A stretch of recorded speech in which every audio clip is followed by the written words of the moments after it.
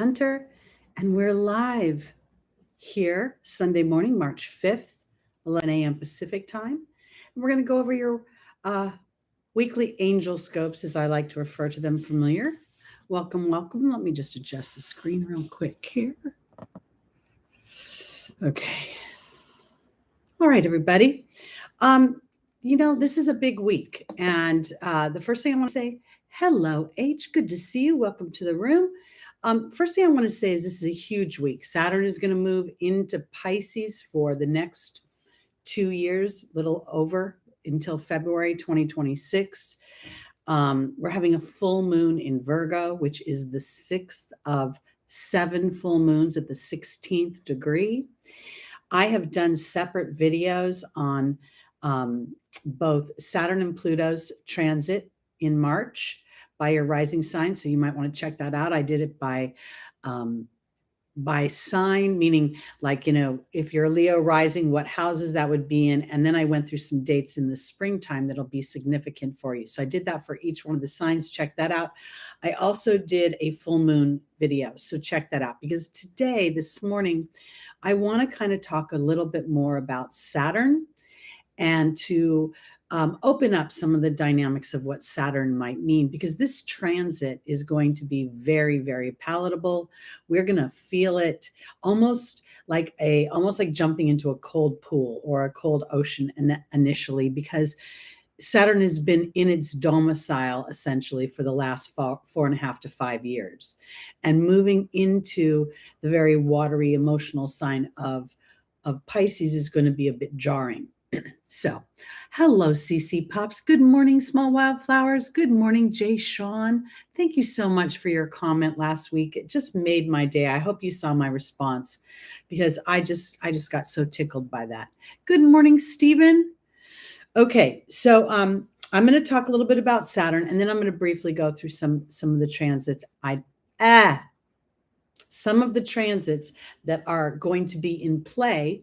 But again, I really want to emphasize to go look back at those other videos, because you'll get a lot of information from them. Welcome, Catherine. Yes, I had my dental surgery on Wednesday. I go back next Wednesday for the follow-up. I feel pretty good. I didn't have any pain. It was really kind of funny, to be honest with you, because the doctor was like something out of Grey's Anatomy. He was all young and kind of hyped up, and he wanted to play really loud rock and roll music while we're doing the procedure. And I'm like I'm like shaking in my boots, going, I can't hear any music right now. It was really kind of comical.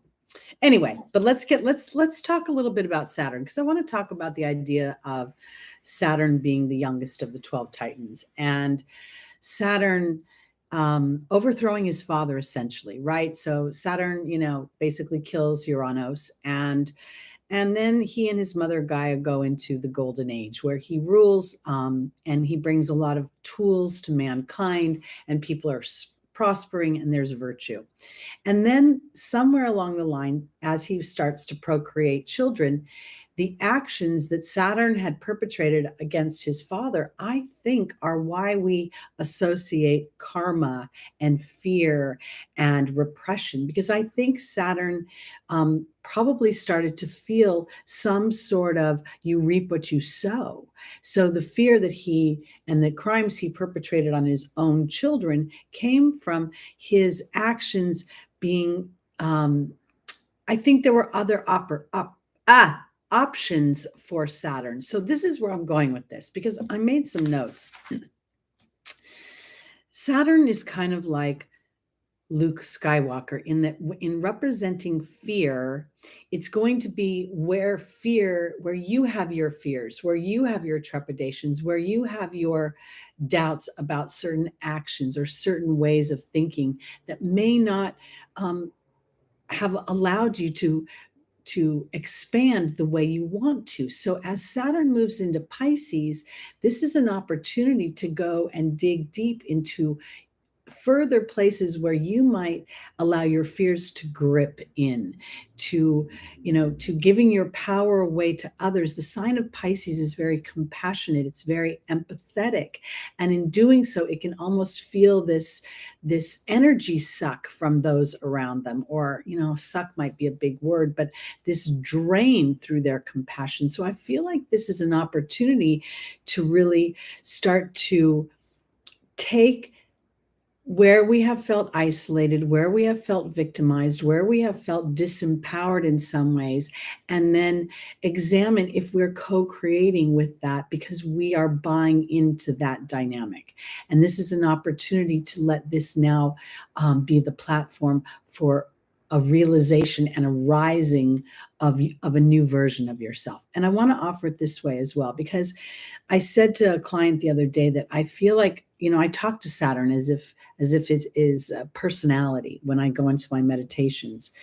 And one of the things that I felt like Saturn was saying is that part of this endurance element, part of this, having a tenacity beyond your own personal comfort is a breaking of fear. It's an opportunity to examine the deep belief you have in yourself, to co-create at a very high level, to create the opportunities for yourself by soldiering on beyond the physical manifestation just yet, which is very akin to Saturn, ruling agriculture. You plant your seeds, you cannot sit and stare at them and say, grow instantly. You have to give them an opportunity to gestate, to sprout, to root, and all that time holding on to the belief that your actions and the things that you have done to support that growth are in place. So the challenging sides of Saturn are if you doubt your own alignment to your own growth. And if you've been giving your power away on some level, if you've been letting fear grip you versus empower you, then I think this is where this transit is going to become very pivotal. Initially this first in 2023, Saturn is going to go 0 to 7 degrees. Then it's going to retrograde back to the 0 degree, and then it's going to move forward again. And I can't help but associate that 0 to 7 degrees to literally the 1st through the 7th house, where the soul comes into the physical experience and it starts to experiment with its physical dynamic under the veil of unknowing. So we go into Aries energy of the self. We go into the Taurus energy of my self-worth and my skills. We go into the communal energy of Gemini, my siblings, my surroundings, my neighborhoods, etc., etc. At the same time, we're having a series of full moons going through that same degree dynamic, in the sense of, here it is, the first full moon was in the sign of Aries in October at 16 degrees. This intuitive degree, this degree of Cancer that literally is the very, bottom of the zodiac, where it's the platform with which everything else comes back around. So I really want to encourage you all not to sit in judgment, not to fall prey to some of the more challenging dynamics of this Saturnian energy, but to allow yourself to become a Jedi master, to allow yourself to not look in judgment at yourself, but rather allow yourself to give grace to yourself for whatever choices you made at that time as being the best ones you could make. But now is there an opportunity for you to make choices that are more aligned to what you want to experience, remembering very much so that Pisces is a sign of creativity and imagination and of a sense of connection to something bigger than myself in a way that gives meaning beyond this physical experience. So I really want to encourage you all as we feel these energies. I mean, literally the full moon and Saturn are happening at the same day, on the same day. I think the full moon, and again, I have a separate video, so please check that out. But I think it's at 4:40 a.m. Pacific time, and then less than 2 hours later, we feel this initial whoosh of Saturn's energy, and it will be at the 0 degree for a week. And I think that's important because we know at the very same time, let's go back to some of the transits. We have, yes, Saturn will be at the 0 degree of Pisces from the 7th to the 15th. These are Pacific times, everybody, so please adjust for your location. We have a running T-square between Pluto and the nodes as the nodes are getting to those early degrees of the Taurus Cancer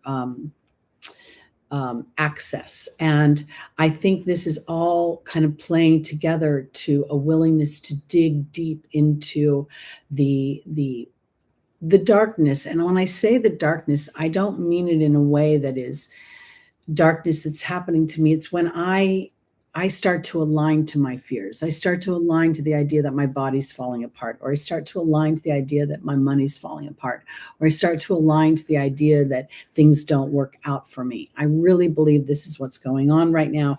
And when, as Pluto is sitting at 29 degrees, just literally in spiritual time, if there really isn't time in spirit, but it's like a blink of an eye until Pluto will move into Aquarius, and we'll be feeling this 0 degree energy, both from Saturn. Even though Saturn will be moving into the 1st degree, it's still this whoosh feeling. And it could very spark some stuff. It could spark some anxiety. It could spark some sense of feeling insecure and unsure, wanting to tuck in where you know you're safe. We have on the 5th today, we have Jupiter at 12 degrees, Chiron at 14 degrees, and Venus at 16 degrees. They've been having a meeting of the High Council. You know, what are my beliefs? Jupiter, am I willing to expand? Am I willing to look at my life and have the dark spots really present information that allows me and propels me into a vibration that is aligned to a bigger sense of happiness and well-being? Because by the 8th, we have some very interesting things coming up for the United States. On the 8th, Venus will be at 20 degrees Aries in an exact conjunction to the United States Chiron in Aries. This is going to potentially have some, effect monetarily. By nature, Aries is I believe, the 5th house for being a Sagittarius rising. So this will have a lot to do with, how we enjoy things, our personal pleasure. And I want to offer it this way because I think there's going to be a re-examination of our, with Saturn moving into Pisces, we may feel a little bit of repression for our ability to feel free and express our personal pleasures, because we also have on the 5th today and the 6th, we have transit Mars at 21 degrees in Gemini in an exact conjunction to the United States natal Mars in Gemini in the 7th house. We also have transiting Saturn at 29 degrees, about to go 0 degrees, conjunct the USA's natal moon at 27 degrees Aquarius in the 3rd house. So reason I'm bringing up the United States natal chart and these interesting transits are because I believe that this may be a polarizing energy as government starts to implement or suggest or either one of those two things, new dynamics regarding our health. Again, Saturn is going to go into Pisces. Pisces rules hospitals, and it rules, places where we do research and we spend time alone. So that would be medical research as well. On the 10th and the 11th, we have Jupiter conjunct Chiron at 14 degrees Aries. I think this is significant because this is a real, the 14th degree is the Taurian degree. So we've just seen Venus being involved in a conversation with these 2 points, these planets, Chiron and Jupiter. So we continue to see a theme of what do I believe about my ability to make money? What do I believe about the sustainability of my resources? What do I believe about the viability of the land that I walk upon to support what I need? Because there's a feeling of I feel a sense of trepidation and almost a looming, haunting energy that something's off. And it has been off for a while, but having Saturn move into Pisces with just a second from now, Pluto moving into Aquarius, it's going to start to really pop our minds, bring in awareness. And in some ways, I feel like this is an opportunity to really stretch for the higher vibrations of Saturn and to say, I, you know, if I'm fearful of something, have I been taking actions based on fear to avoid what I'm perceiving versus working in alignment with spirit to give me experiences to support my trust and encourage me that I am supported moving forward. I'll tell you, I mentioned small wildflowers this week. I was sitting in that dental chair, and I'm telling you, there was a moment when I wanted to get up. I had my mouth wide open, blood everywhere, and I wanted to run out of that room. I wanted to just say, I don't know about this guy. I don't know about this situation. I feel like, he's any minute now, he's going to tell me I'm 1 foot in the grave. I just had a total sort of panic attack. And it wasn't a real panic attack, because if it had, I would have probably responded more dramatically. But in my head, it felt pretty big. And when I was coming home, I just kept saying I was so proud of myself for confronting that moment, because I know that the actions I took are really going to be for my long-term benefit. If I had taken the actions on fear, and if I had avoided this situation, I probably would have made something more dramatic happening down the line. So this is where fear empowers us. This is where fear lets us rise above what we believe is realistic or practical. So I want to encourage you this week as you start to feel this energy. Now let's talk one more thing before I go into the readings. Obviously, anyone with any energy or planets in Pisces is going to feel this. But if you don't have any planets in Pisces, you still have planets that are opposing that house or squaring that house or trining that house. And I want you to look at that, because it gives you an opportunity to see where the potential opportunities lie to experience fear or trepidation, or experience yourself being brave enough to continue down a pathway without seeing the material evidence that you're succeeding, and yet the inner knowing is telling you are, so that you can break a cycle of disempowerment, a cycle of lack, or a cycle of limit, where you can get up to a certain point. I can get up to making $100,000 a year, but man, once I get over that, I have trouble sustaining that. This is an opportunity to move beyond that. But it's going to require a willingness to be a little Luke Skywalker and to walk into that cave of what are the fears that live deep inside of me that I operate on, that maybe I'm not even conscious I'm operating on them. I've discovered so many of those through my Pluto transits. I think I'm making an action that is going to expand my world. And at the same time, I've been tucking underneath things that would actually be holding me to a smaller version of myself. So in that awareness, that's where the bravery comes in. That's where me, looking deeper into what I believe about my self-worth. This is all has to do with this conversation with Jupiter, Venus, and Chiron. Jupiter's the shaman. Jupiter is the wise teacher. Jupiter is the sage as well. So here, this is really an opportunity to look at your wound and find out how it's really serving to empower you, how it's propelled you down an avenue, down a highway that has made you feel more fulfilled. And even if you've had stutters on it, even if you've had glimpses and then you've tucked back in, and then it doesn't mean, because you haven't charged forward, boom, boom, boom, boom, doesn't mean there isn't wisdom and benefit from the whole journey of back and forth, sideways, and moving forward. Because after this next 2.5 years, or not quite 2.5 years, but I feel like what we garnish from Saturn's transit in Pisces, whatever sign it is, let's say it's your fifth house of personal pleasure, personal, romance, of the viability of children, of, your dreams coming true through your creativity. This could see when Saturn moves into Aries, which I think is a cooperative energy. We've got to remember Mars is exalted in Saturn. I'm sorry, in Capricorn. And so I feel like there's a real opportunity to birth that individual, that new part of yourself in a way that feels super grounded and super strong and super viable. So that's what I want to say. So this week, it could be really interesting. I'm really, I still don't quite know how it's going to play out for me. I'm going to say this. I have Pluto at 5 degrees Virgo. So at some point, Saturn's going to oppose my Pluto. And Pluto is in Virgo, as I said. So I really think that there's going to be an opportunity over this year at some point for me to look even further at some ingrained patterns I might have about my viability. And one of them might be that I'm aging. Okay, Saturn rules old age.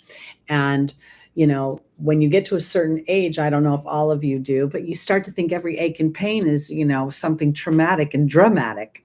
And so this is really an opportunity for me to dig deep into how I feel about my body, how I feel about my service, how I feel about the transformation of my service, and the ability of my body to now sustain that joyous service when I lived many chapters of my life unhappy and actually abusing my physical apparatus. Maybe not as bad as some people, but I'm not living in their apparatus and they're not living in mine. So that's what I want to say. I think it's a real sort of deep probing into your own psychological imprint, and are you willing to recognize it not in judgment, but just as a piece of information? Oh, I made that decision based on an old version of myself. Let's make a new decision based on the new version of myself. Okay, and as I say that, I got this weird pain in my side all morning, and I'm like thinking, what's going on? All right, I'll be fine. Okay, everybody, here we go. Let's start with our Pisces. Happy birthday, Pisces. And may the force be with you as you master yourself. Remember, this is Pisces rising, Pisces moon, Pisces sun, and any stelliums. For those that are new to my channel, the reason I go rising is because I believe that's how I perceive the world. I go moon because this is how I feel my way through this world. I will argue to the day I die and beyond that humans make most of their decisions based on an emotional dynamic. And then the sun, because the sun is, my identity projected out into the world. And if you have a stellium, which is 3 or more personal planets in any one sign or house, there is an intention for your soul to experience something. There's an opportunity there. So that's how we're going. All right, here we go. Pisces. All righty. So here is the 3 of Swords. Not a fun energy. When you initially look at it, when you go to a tarot card reader, they'll tell you this represents heartbreak, betrayal. It's a very challenging energy, but I want to offer it this way. When you look at this heart is clean. The swords that have gone through the heart are clean. They are actually poking through the heart, and it looks almost as if the illumination comes as a result of this poking of the swords through. Now let's look at the swords as representing the element of air and the element of thought. And if we look at the 3, we can take that as a Geminian energy in some respects, right? The 3 is the 3rd house. And am I inadvertently still operating on an old story? Pisces rules history as well. It rules our ancestors. Now we have the planet of history moving into the house of ancestral history. So this is an opportunity to really look at what is being offered and what illuminations are being offered to you as you have through the heartbreaks that you've experienced. I'll tell you some of my most tragic and really dramatic heartbreaks, especially when I was younger, as I aged, became relationships or opportunity. They shifted into things that made me never want to go back and relive the experience, but it absolutely made me honor what I learned and what I experienced as a result of that. So there's some wisdom that's coming from this. Let's look and see. Because Saturn ruling history could literally bring somebody back into your life that you thought would never show up again. And it's all to revisit how you process that, And it's funny how, we can grow older and we can have years, decades go by, and then somebody shows up in our life and we just, boom, go back to that very energy we were 20, 30 years ago, whatever it was. So let's look and see what this Three of Swords is offering in the way of illumination. The first angel for Pisces is Indriel, the light worker. The second is Athena. The third is Seraphina. And the final is Opal.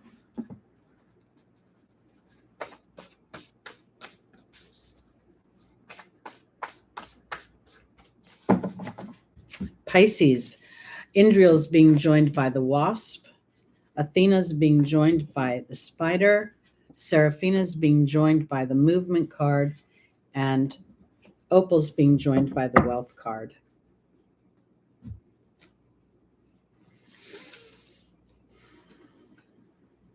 I want to offer this to y'all here for a second. As I've done readings for people, sometimes things that feel very dark come through, and people have experienced things in their childhood that no child should experience. And sometimes we don't know, why would anyone do this to such an innocent type of energy? And I want to offer it. Sometimes those innocent energies, those young faces, those innocent creatures, puppies and babies, they are old souls that are here to offer opportunities for others to stand in balance, for others like the adults to a child to be reverent to their position of authority over them and the guide that they are. Because I really think that there could potentially be a situation for Pisces that is bringing up an old dynamic that hurt you or that you experienced. And now there's an opportunity to see how you served not only the other person to give them an opportunity to rise up, but that you no longer owe them anything else. And if indeed they are long gone out of your life physically, now it's an opportunity to let the imprint be reconciled, for the dark spot to make the color pop. Because having the wasp here is, the wasp is the natural enemy of the butterfly. So as the butterfly has gone through this traumatic transformation from the caterpillar, when it's vulnerable and it's, trying to dry its wings, the wasp comes in and attacks it. So here, this is really an opportunity for you to see yourself from a point where you have your compassion and your empathy is beautiful, but it's also now a time to start to allow yourself to move in a direction using those situations to move you forward. Because in the opportunity, the obstacle, we have the spider, which represents relationships. It represents, for me, often the World Wide Web. In a specific reading, I'll even see it as a real estate energy for me. I don't know why. And then Athena is about lovingly moving yourself forward. So I want to offer it this way. The hurt, sometimes the hurt that we experience, especially as a child, will propel us into careers where we want to help other people. And here I feel like if for some reason Pisces has been holding yourself back because either you don't feel qualified, you don't have the certificate, you don't have the whatever, now maybe it's all about your own personal experience, just being relatable to others and allowing yourself to open up a little bit in the way you're feeling about relationships, about how you're being perceived. Because here's Seraphina saying that there's a happy change to your family, and there's the movement card. This is in the angel's advice. I don't think this is literal. I think this is metaphoric in the sense of somewhere you're making wisdom of a situation. My childhood, my mother used to tell me that, I don't tell you these stories for pity. I tell you them because I'm over them and because they propelled me. My mom used to beat the what out of me. And when she did, she used to tell me she did it because she loved me. Now let's just call it, if that isn't a mind meld, I don't know what is. I don't know what was worse, the actual beating or her telling me that at the same time. But at the same time, while I spent years angry and resentful about that, I now can benefit as I stand as a child of God and I extract the wealth from it. Because I really think that there's an opportunity to transform your heartache into some sort of wisdom that gives you that spirit. This is where Saturn brings up your history for transformation, to bring it up so that it can now empower you not to move. You may inadvertently, as you move forward over these next couple of years, and Saturn is making these transits over your sun, your moon, your rising, this is an opportunity for you to trust that inner knowing in a way that when you start to feel those old, maybe absorbing energies, or it's all about the other person all the time and they barely ask you how you are, this is an opportunity to step back a little bit, and claim yourself, claim your power and your relationships a little bit more, so you can feel the value of them. Pisces, again, is such a compassionate sign that I don't know that even if sometimes they're being shown compassion, if they can take that in, because they're so busy worried about the other energy, the situation, the dynamic. So I think this is important. And happy birthday, Stephen. I'm sorry I didn't mention it early. Yeah, Saturn will hit your sun and your north node, your par fortune, and your Venus in Pisces. Wow. So that's a real opportunity to start to use your skills, to put yourself out in the world. Your par fortune is about making money. So I really feel like Saturn, it can be polarizing here, everybody. Saturn can be this, this very repressive feeling initially, but when we sort of surrender to the deeper questions that Saturn is asking of us, we can truly rise above. So let's go on to our Aries. Almost said Aquarius. Hey, Tipo, welcome. Hi, Jenny. Hi, everybody who I didn't say hi to. Hi, Scarred Owl.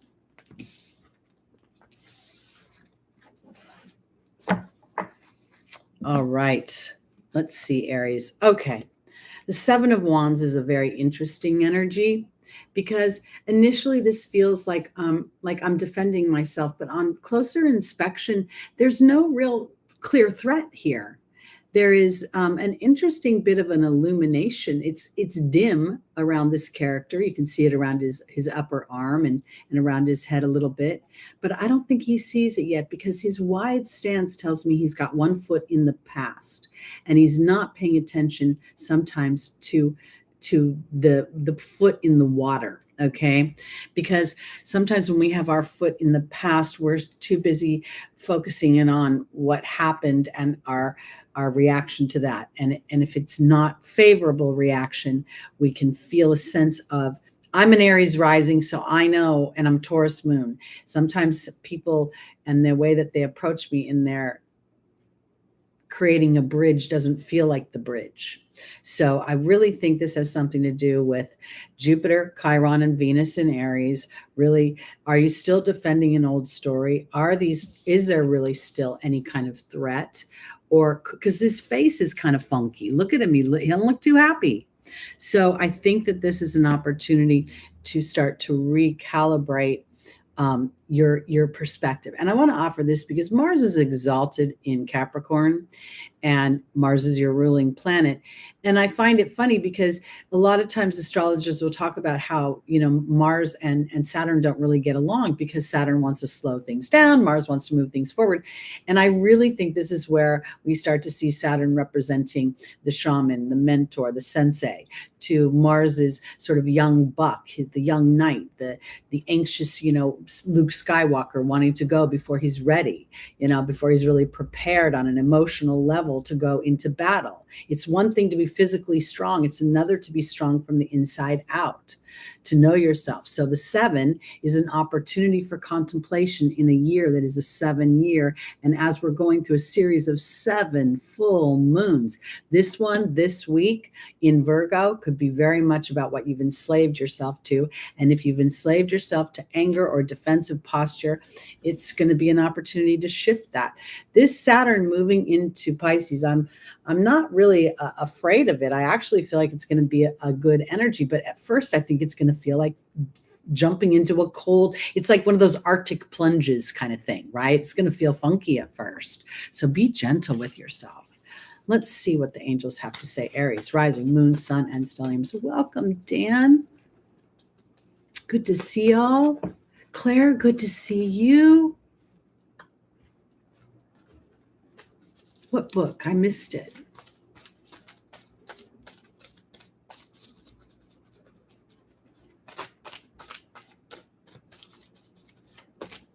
When I was younger, I used to get told I looked like Howdy Doody.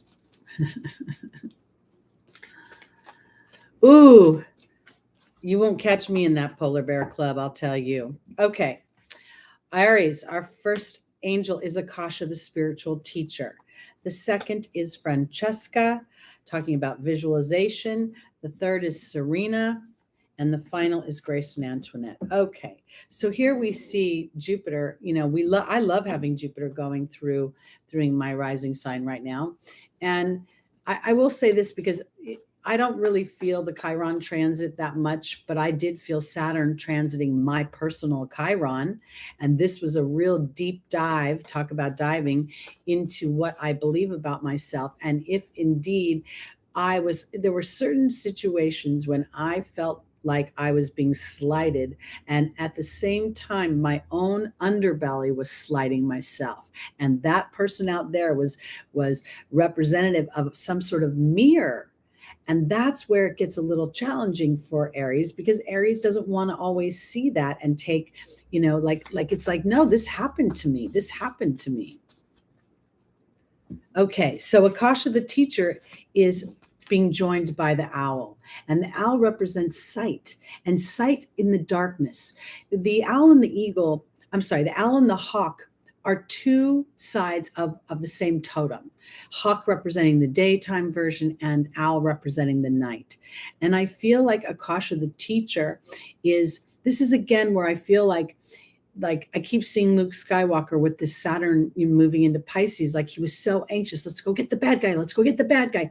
And Yoda kept saying, you're not ready to get the bad guy, because if you go in right now, the bad guy is going to get you, because you've not calmed down this energy right here, whatever you're defending within yourself. So you're learning right now how to put the gas on and take the gas off, because Francesca talks about in your opportunity, your obstacle, focusing in on negativity. This is an interesting word for me, but it's a polarizing word. We'll use them as points in opposition, because Francesca is teaching Aries, what do you focus on? Because Aries is fire, and Aries is the pissed off planet, right? The red planet.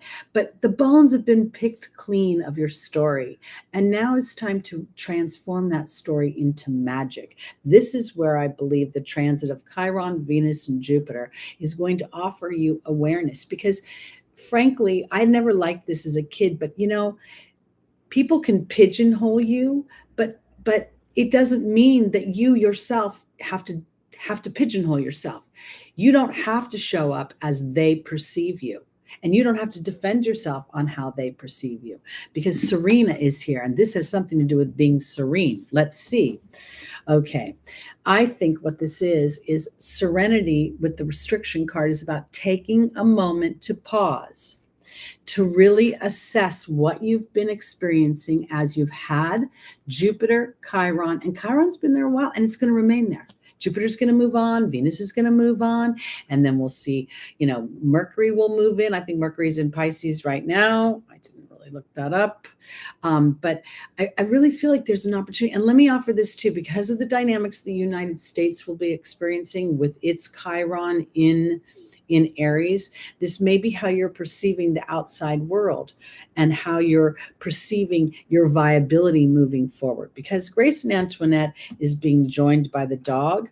And I think this is an energy of compassion. Okay. And the dog is about loyalty and sincerity. But I think that this is more about I want to offer it this way. It feels as if this is some sort of transformation, because I believe that Mars transiting for such a long time through Gemini was giving Aries an opportunity to see how others responded to the way they communicate, the way they show up, the way they move within their community. I know a person who's literally just the way this person walks makes me anxious, because there's so much buzz around this person when they walk. It's like they're always like this.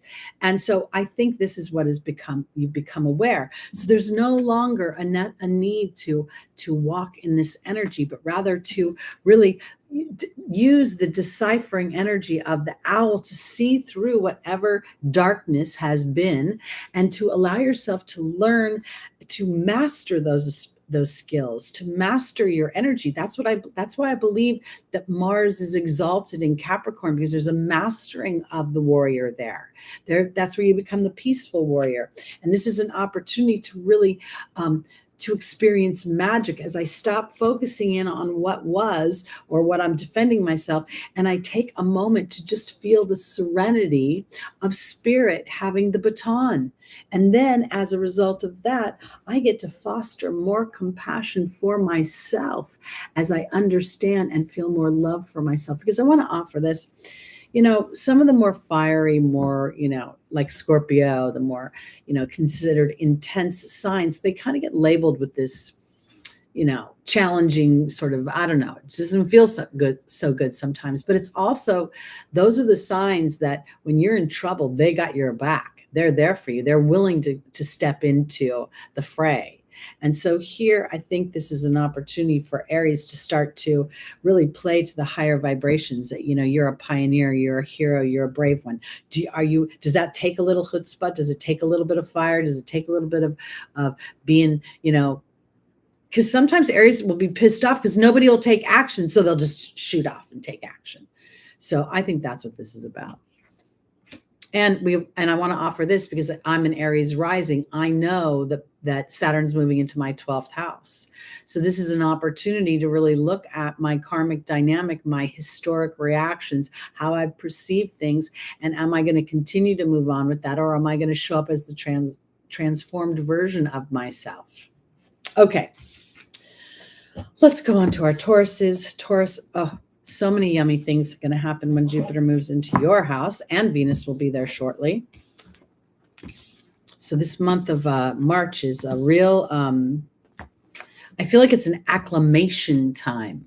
It's a time to acclimate to the new energies. To big sweeping moves don't feel good to me. It's more like, I feel like it's like this sort of pulling off the gas, looking at all the scenery, making sure I've given myself a full view, and then moving forward methodically. Let's see, Taurus. All right, we have the Knight of Wands. This is an energy that is full of get up and go.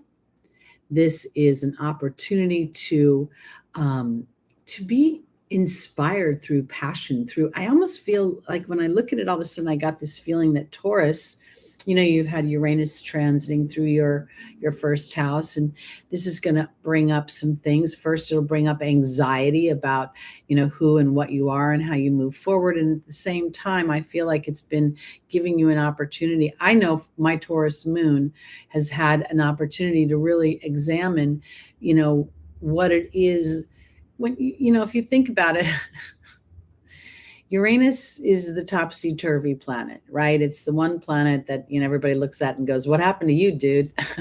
You're upside down, you're sideways, you're backwards, you're all verklempt. So to me, this is where Taurus gets to kind of turn things upside down and have new opportunities to think differently. This is the Knight of Wands is going to represent a teenage energy. It's going to represent the fire signs. So it's going to represent Aries. How brave am I? Sagittarius. What do I believe about myself? Am I willing to go into broader thoughts about who and what I am? And then we've got that Leo energy. So, and I feel like that Leo energy is prominent here because of the tunic that the guy is wearing. And even the idea that those salamanders are black, because the black makes that color pop. Let's see, Taurus, because I feel like there's an awareness that you've had. Taurus rules our personal history, as well as our skills, as well as our voice, as well as our beauty and our relationships and our personal comfort, our home, our pillows, our food. Saturn rules food, agriculture. So I feel like, Saturn will naturally be making a trine to the Taurus energy. So it should start making a trine to the North Node if I think about it. So there's an opportunity for you to really feel like a transformation in your history.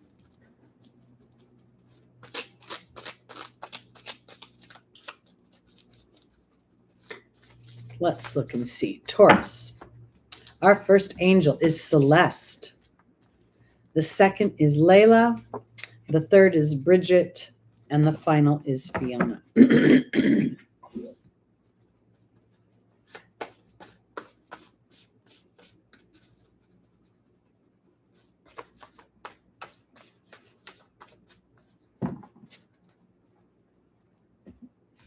Celeste is being joined by the Wasp.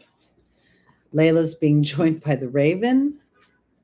Bridget's being joined by the Death card. And Fiona's being joined by the Wind Fairy. Okay, so I really believe that the Knight is representing this fiery energy of following my passion, of allowing myself to maybe step out of a little bit of the, I'm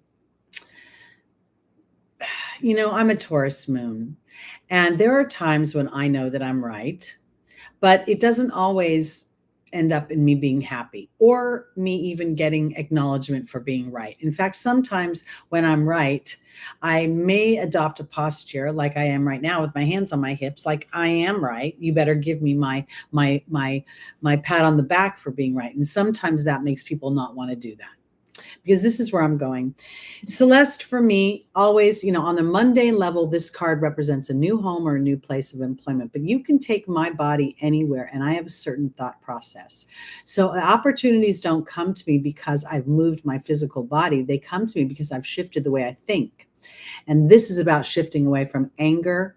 This is about shifting away from the things, Taurus rules history. So there can be this little, oh boy, you done me wrong. Oh my God, I can't even tell you how many times I've sat in the laundry room of my apartment and I feel like a sniper. You done me wrong. You done me wrong. You done me wrong. And then I sit there and I'm like, God, why am I thinking like this? Why? What good is it doing me? None of these people are here. And frankly, they don't even care that they did me wrong. So who's tanking me now? Who's getting in my way now? Because now I really think this Raven is about, it's done picking the bones, this skull, there's nothing left. There's no nourishment left here. So it's time to fly off. It's time to find the magic in this situation and start to focus in on what you want versus what you don't want. Because unfortunately, Taurus can get kind of stuck in that space. And, it's human. No need to judge it, because honestly, that being a little bit stuck and not letting yourself move forward, because this could also represent like moving in a new direction, allowing for new philosophies, Sagittarian energy, because this is now about the transformation that's being offered to you as you look deeper into situation. Because what happened to me was this, again, was I right? Maybe. Was I serving myself? No. And then Eckhart Tolle came out with, the power of now. And I'm like, oh dear God, here we go. I am a co-creator of my own discomfort, because I needed to calm my mind down. And my mind kept telling the old story. And while there's a certain imprint, we have a default. We get imprinted as we're young, and then we have a default thought. But the awareness of the default doesn't mean getting rid of the default. It's just an awareness so that spirit can start giving experiences to you that shift the default. Because you can't think your way out of it.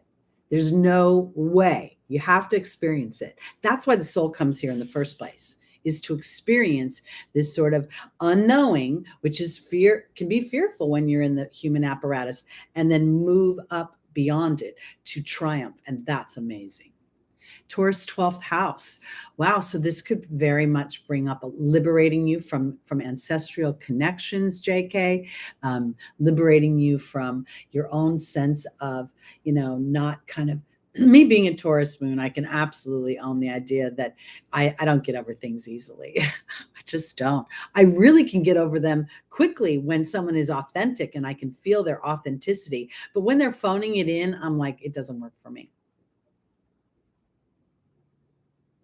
What if Taurus rising is wrong? What do you mean? Do you mean they're wrong in their attitude? I don't understand what that means. I'd be happy though to address it. Hi, Lucy Rose. Good to see you here. What do you mean, H? You mean, what if the Taurus rising is wrong about their perception? Dan has Jupiter in Taurus. Ooh, when we have your Jupiter return, that'll be really, plan for that. Be prepared to take advantage of all that expansive energy. When your Jupiter passes over your natal Jupiter, that's a yummy energy. And all the Uranus stuff could be preparing you to reap that bounty. I still don't know, H, what you're asking. So, okay, I'm going to go on to our Geminis. Y'all ready? Let's see what the tarot card is for Gemini. Oh boy, it's a challenging week. And I'll tell you, it's because of the change in the transit's going to feel so. I swear there will be people who don't even believe in astrology and they'll be like, what is going on? I feel so odd and weird. Like, there's some weird energy. It's going to be this. All right, here we go, Gemini. This energy is an energy of feeling stuck. Now, there are resources, but this gentleman is not in a position to use those resources in any way that is with ease. So I feel as if this particular for Gemini is about, because we've been talking, I've been feeling changes in Gemini's career sector. And if I remember correctly, let me think, Gemini rising, doesn't it make Pisces your 10th house? Tell me small, doesn't it, in my top of my head? Because I feel as if there's been this subtle shift going on as Gemini has experienced Mars in their first house, and then Pisces is going to square it a little bit. And you know what I think about squares? It's sort of this old version of myself that's really patterned and my default, versus the new version of myself where I'm stretching to experience this and to root this in. So now there could be where inadvertently Gemini is feeling this, I'm afraid to move because I'm afraid I won't have enough money, or what I have will be depleted. I also want to note that this guy's not a pauper. One of those coins is sitting in a crown.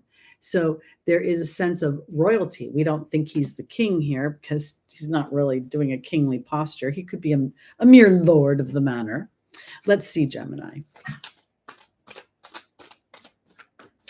Next week, or not next week, the week after is Lucky's birthday. He's going to be 11 on the 19th. So we'll have him make a real appearance here on the show. He's a little mad at me right now because he just wants to eat treats all the time. He doesn't want to eat his dinner. Or I should say he eats dinner fine, but he doesn't want to eat breakfast. Okay. Gemini, let's see. The Four of Pentacles is being joined by Athena. It's safe for you to lovingly assert yourself. Indriel, the light worker. Rosetta, that was not correct. And Yvonne.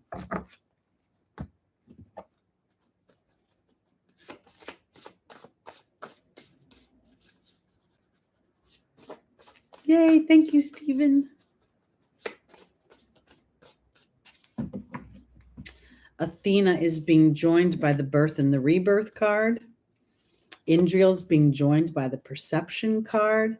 Rosetta is being joined by the horse. And Yvonne is being joined by the joy card. All right, this is what I'm going to say for my Geminis, okay? Because I really do feel like there's something about your career sector, that public status, that 10th house, that makes me feel as if potentially you've been in situations where your job is not quite as fulfilling as you'd want it to be, or there's a lack of evolution there. This is the stuckness that we're feeling here. There could be money, could be fine, but something's not rolling. Something's not moving forward.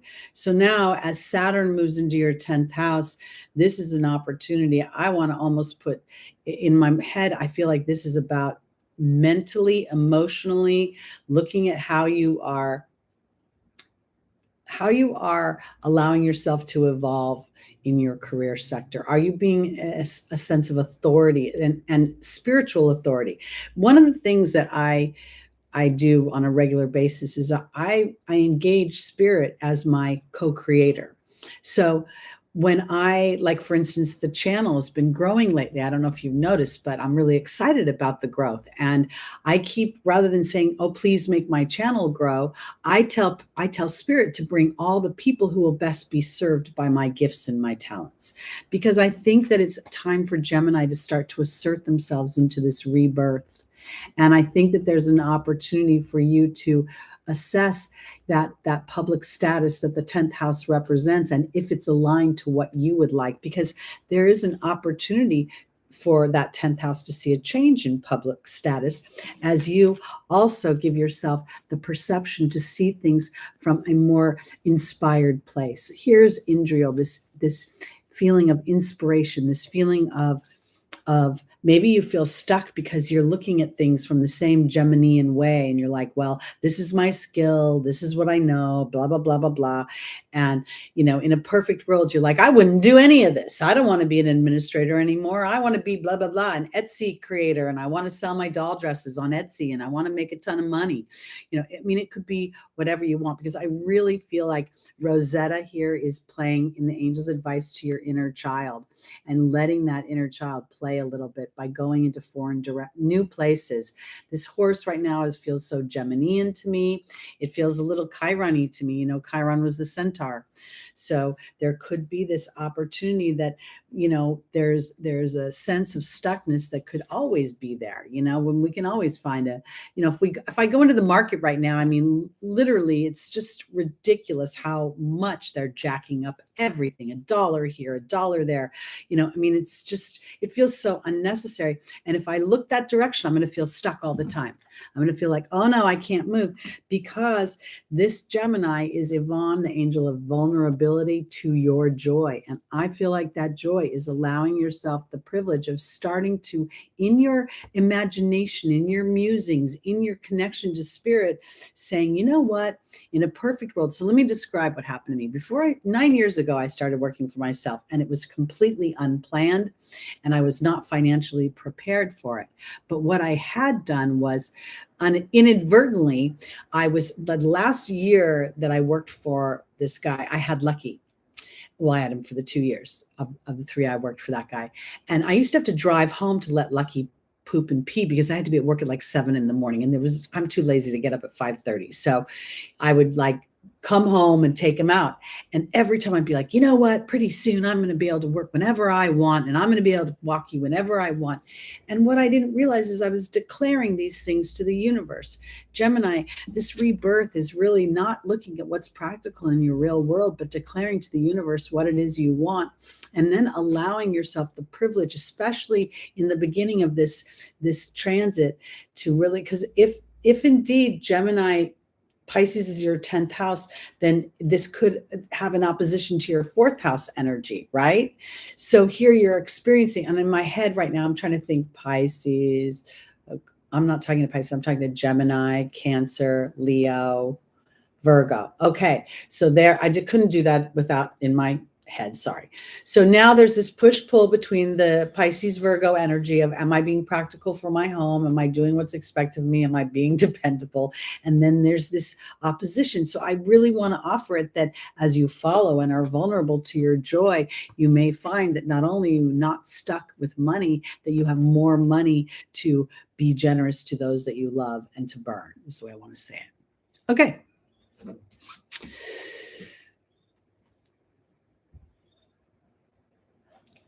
It's interesting because, sometimes specificity, being specific with spirit, can be limiting. I found that I was literally saying to spirit, put me on the algorithm, so that people can find me. Because recently some people found me from the other channel, and they're like, oh, Teri, I didn't know you were still on YouTube. We thought you just disappeared. And then I realized when I said, put me on the algorithm, that doesn't mean anybody's going to click on it. Right. So I started to just say, spirit, again, going back to the idea of what is spirit, draw to me the people that will resonate with the material. I don't have to resonate with everybody, but those that it will help, let them be drawn to it. So it could be 1 million people. It could be 1 billion people. It could be 2 people. So we want to kind of be specific and not specific. We want to identify where we could potentially limit ourselves, and we don't want to limit ourselves. The human by nature will default to some sort of limitation. We're printed that way. Everybody. Okay, here we go. On to our Cancers. We see the Judgment card. Now, this could be very Plutonian. We know that Pluto is at 29 degrees. And if you are a late born Cancer, you are experiencing this opposition, and you have been for a while. Now, the thing about this is Archangel Gabriel sits above this, blowing that horn. And if you look at Archangel Gabriel, there's no judgment in the negative way. This is an opportunity to rise like the phoenix as we see their hair is illuminated. Their hair is in this orangey sort of yellow color. So somewhere, as Cancer has an opportunity to rise like the phoenix as you have these revelations. Let's go. Let's see, Cancer.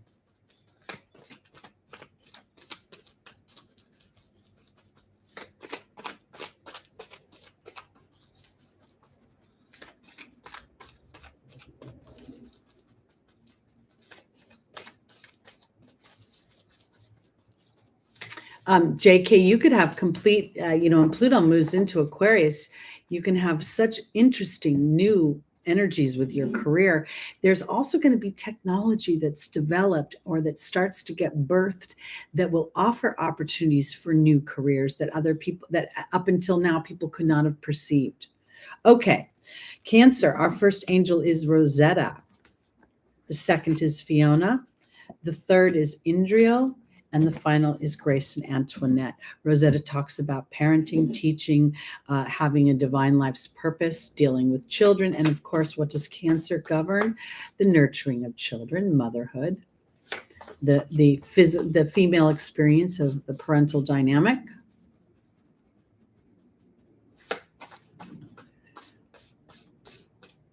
I think, Dan, that I think that a lot of us are going to experience a bright side to what normally would be a challenging dynamic, because we've been doing the quote unquote work of awareness. And through the awareness, and the awareness doesn't have to be the reconciliation or even the release of a challenge. Just like, oh my gosh, there I go into that Teri's sniper fire shot. I don't want to do that. And I move over here. Spirit can just immediately start to reward this, and not reward it because we've been good. It's because the spirit is like a computer. If you type in a certain address, you're going to get that address. So if you make sure it's the address you want. Okay. Rosetta is being joined by Merlin, Cancer. Fiona is being joined by the frog. Indriel is being joined by the cat. And Grace and Antoinette is being joined by the Lady of the Lake. Rosetta is an energy of nurturing. It's an energy of guidance. It's an energy of shepherding in many ways. And I want to offer this because this Merlin energy feels like balance. And I want to, when I'm talking to a large group of people, many of you don't have children, or if you have children, they're adults now. So here, this is your inner child. And this is the thing about Cancer too, because so much energy can go out. Even if you don't have children, you could nurture the people in your office, or you could, be a very giving person. Whatever the case, you could put yourself at the end of the priority list. And I think part of what Archangel Gabriel is saying here is to put yourself at the top of the list so that you're more able to be of service to others, because I think this is about balance within your inner child. And this Plutonian energy has been potentially bringing up, Pluto has this huge heart on the face of the planet. And underneath that heart is this tumultuous energy. It's like, I don't think it's oceans, but it feels like oceans are churning underneath. And as they're projected from the planet's surface out into space, it has this white, tealy blue energy or color. And I feel like this is part of like, how am I communicating with myself? Am I spending time nurturing my needs, or am I depleting myself inadvertently by continuing to go to those that I love and care about and overly deliver for them? Because I think this is about balance and allowing your inner child out. Fiona says, now that you've asked God and the angels for help, be open to receiving. And here's the frog. The frog represents a cleaning of the house. Now, in dream world, and from my personal perception, this is where the house is in the human. The house is the mind, and the mind churns all the emotions. So here's an opportunity to actually jump from one lily pad to another as I'm illuminated in some way about how, because we see Indriel purporting the same illumination, and I have healthy boundaries, and I want to offer it this way. Sometimes when we love people, we don't want them to be in pain. We want them to avoid pain. Our children, we don't want them to be in pain. But when we experience a challenge, we also experience a resource, an opportunity to feel resources, to feel powerful within that challenge. And I feel as if there is an opportunity for Cancer to start to put themselves at the priority list so that other people can, take care of themselves a little bit so that they can feel the power of their own intentions, and you too can experience something deeper within yourself. Because the Lady of the Lake here is this sort of internal battle between what my mind is going through, the truth of my heart, and this emotional churning. And here's Grace and Antoinette, which is about compassion. And I think it's self-compassion as you're realizing that you can give and give and give and give and give, but it doesn't mean you will receive. You must give. You get to give to yourself, and that sets a tone for an exchange. My bit of concern with Pisces and Cancer is that they're so compassionate and so intuitive and watery that they inadvertently mold to whatever vessel they're poured into. So if it's a champagne glass, it's that shape. If it's a beer mug, it's that shape. If it's a coffee mug, it's another shape. Now it's about defining your own shape. And if Pluto's been a little rough, I think it might be because you're inadvertently wanting to love on others and have kind of have a different experience. And in order to feel a true exchange of energy, giving to self is first and foremost. Okay, let's go on. We're going to go on to our Leos.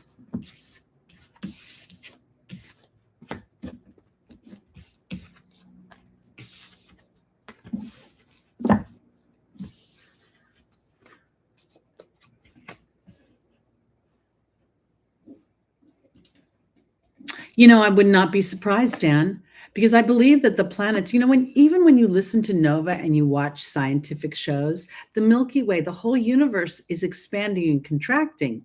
The Earth itself, they have a projected life for it. Yes, it's billions of years from now before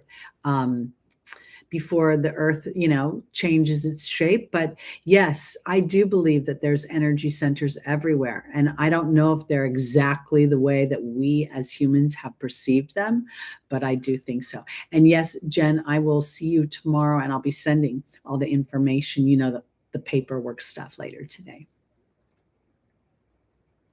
That's going to be a while before Saturn actually joins Neptune, which will be very interesting to see how that is, because Neptune is in late degrees of Pisces right now. And Lucky's a late degrees Pisces. So I'm really kind of thinking, how is this going to affect him? But anyway, I'm trying not to worry about that stuff just yet, because he's older now. He's 11. And I'm pretty sure he's like a 29-degree Pisces because he's March 19th. It's the last day. Okay. All right. On to our Leo. Look at this. There's your card, the sun. This is amazing. Okay, because this is literally your card. Not only does the sun rule you, and this card rules Leo, but this is a vulnerability in some ways. Look at that little child. We don't know if it's a boy or a girl, but there's a joy, there's a vulnerability, there's a trust, there's a sense of vitality here, there's a sense of hope. Let's see where we're going with this, because early born Leos will experience, like, if you're like literally July 22nd, you're probably 1 degree Leo, you're going to experience the opposition when Pluto dips its toe into Aquarius before it moves back into Capricorn. And you're still experiencing that anyway. But this is an opportunity to, again, in that opposition, I kind of think of it as warrior pose, right? So while there can be opposing forces, if I'm not trying to pull in, but rather allow for the balance of what the pull out. I don't know if you guys have ever done yoga, but when you're doing warrior pose, you'll fall if you're tucking in. It's really about stretching and stretching. So let's see where we're going, because this could be stretching your creativity or stretching your belief in your body so that you could bring, little ones into the world, or stretching your belief in joy and happiness. I really believe that humans are here to experience joy and happiness and challenges. And the challenges are joyous, or at least they're fulfilling or empowering, because we're now moving in a direction that we feel passion towards. When you work in a mundane job where you're just, or a job that doesn't stimulate you, or in a career that is feeding your wallet but not your heart, then you're gonna eventually trip up a little bit. It's gonna get tough.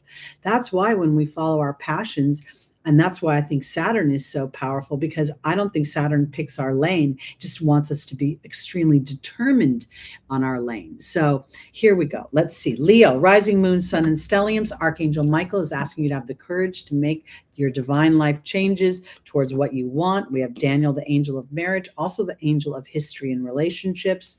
We have Isabella saying, yes, the timing is right, and Ariel. All right, let's see where we're going. Hey, Lammy girl.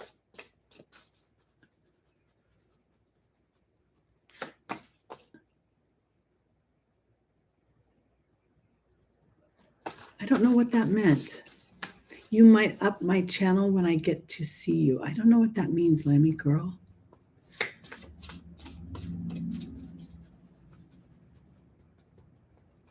Well, H, you're going to experience, if you have Pisces stellium, you could be a master by the end of this. A master. Oh, light up. Thank you, Lammy. Okay.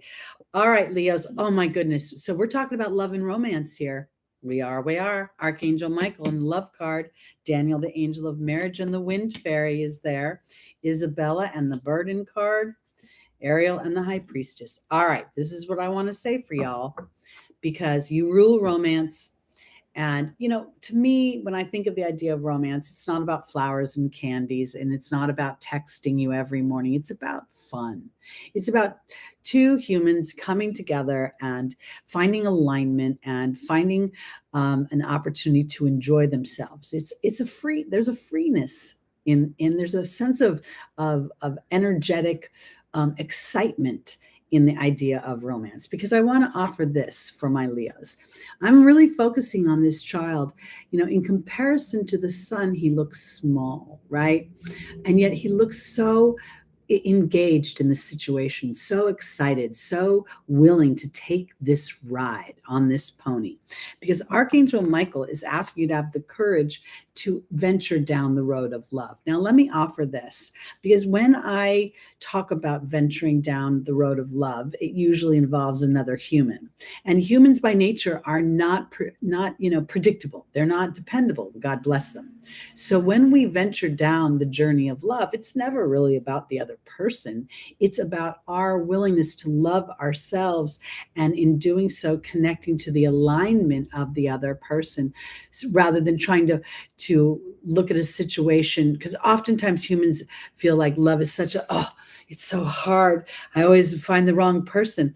I think it's because we don't listen to ourselves. We don't listen when that smell comes in. Oh, I've been down this road before. It looks good, but there could be, sometimes you go into the C's candy box and it looks like a yummy chocolate, and you bite into it and it's because now, Leo, here in your opportunity, your obstacle is the angel of marriage, but also history in relationships. And Leo's a fixed sign. And if you keep ruminating and thinking about where you've been, it's really hard to give life to the new story. Okay, because it inadvertently kicks in the law of attraction to the old story, and it also puts you on an alert, because it's time. The timing is right to give up the burden of your story in love. Because I want to offer this too. 90% of your story in love will probably suck, because alignment in relationships is not the dominant energy. The energy is an up and down journey of discovery, and then being brave enough to say you're great, or maybe you're not great, but we don't mix. Because when you say that, and when you trust an intuitive knowing, spirit will bring together a situation that I believe can be better than the human naturally expects it to be. Because Ariel and the High Priestess are telling me that there's a very strong energy bringing something in. This is about prophecy and discernment, as well as, what's the other word? Vision. And Ariel is saying that new experiences are going to change the way you think. So if you want to venture into a relationship or venture down the road of companionship, you being aware of your history. Now let's look at Saturn moving into Pisces. Pisces is dreamy. And if you have built any relationships on dreamy versus sustainable, Saturn could kick your butt a little bit. But at the same time, I think this is more about being brave in all areas of Leo energy, meaning I want to enjoy myself. I want to start to put my priorities, what's important to me. If it has to do with bringing little children into the world, then I want to offer this. If you've had a rocky road up until now, look at the transits. If you were going to have a natal chart, would you want some of these transits? So now you can say, all right, soul of my future child, I'm ready to receive you when you're ready to come through, and then relax and go have fun. If indeed you want to foster more romance in an existing relationship or in a new relationship, then your willingness to say to Spirit, I am willing to put my history as a point of information versus something I need to brace against or guard against, because a guarding energy will in many ways bring an opportunity to say no to something. So rather than saying no, we just want to open up to a yes. Well, some of us don't want to all have babies. Some of those babies are fun babies. I never wanted to have real babies. I never wanted to, no, but that house is huge. I mean, it can rule sex, the conception of alignment between people, and more so fun. And don't forget the creative aspect, or the part that's the performer. Okay. Because part of that is birthing potentially what you love, and how you perceive others will align with you. And again, if you find it interesting and fun, then you will draw people to you that will find your pleasures, your romantic ideals and philosophies. They will align to that. So fur babies are kind of sixth house matters. So I'm not quite sure what the question is. Leo moon 5 degrees. So Saturn will oppose you, but not till, a little bit later. We're going to have, and it's going to happen 3 times for you, JK. So Pluto will oppose you, not Saturn. Pluto will go into Aquarius, and it will hit that 0 degree. So it won't really affect you this year, but you may start feeling the winds of change. They say the northern winds, when they blow, bring change. The stellium in Scorpio could be being triggered by that south node. And I want to offer this. Well, the stressed out part could potentially be that there's an inner calling that is in some ways fighting with the Virgo in you. The Virgo stellium could be telling you that, oh, I'm sorry, it's a Scorpio stellium, and I'm addressing the south node in Scorpio. I have Mercury in the south node. I'm sorry. I have Scorpio, Mercury in Scorpio. I have Neptune in Scorpio. I also have my power of fortune there. This last year, as the south node went through my 8th house of Scorpio, there was a loss of some of my clients' community, but it was also a deep dive into my psychological imprint of how I had set up those relationships. And many of them I was overgiving. And the people who went away were people who were really actually very critical and judgy of me. Mercury rules Virgo. So I started to understand that this was a new level of me opening up and being braver and focusing more on the billions of people that could be reached by these videos versus the one-on-one people that I was addressing. So there was a part of me that got to recognize certain things about how I was building things. Okay, because Leo, this is about building things on love and hopefulness and excitement and vitality. This is about being aware of any history and letting the history work for you versus bracing for that old thing to happen again, and letting go of that burden, and then trusting your connection to spirit to start to bring in people or bring in situations that support that fun, that vitality. I think we're rewriting this world so that we start to see that our personal expression, our integrity within that expression is going to be the calling card of who we are. And more people aren't going to be judging us for our appearance or for our money, but our authenticity. And they won't judge us. They'll want to join us. It'll be a whole different energy. Pluto in Aquarius. It's going to be a little jarring at first. I'm not saying it isn't. All right. Here we go, Virgo. Are you ready?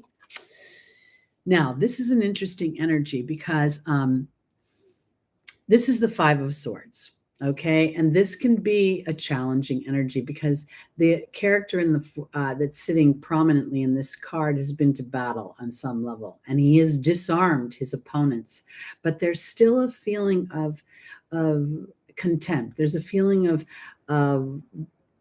it's not an easy energy. You know, he's happy he won the battle, but there's also a dismissiveness as the characters have turned their back. So here now I'm thinking to myself, Virgo, we have a full moon coming this week where there'll be an illumination of some kind.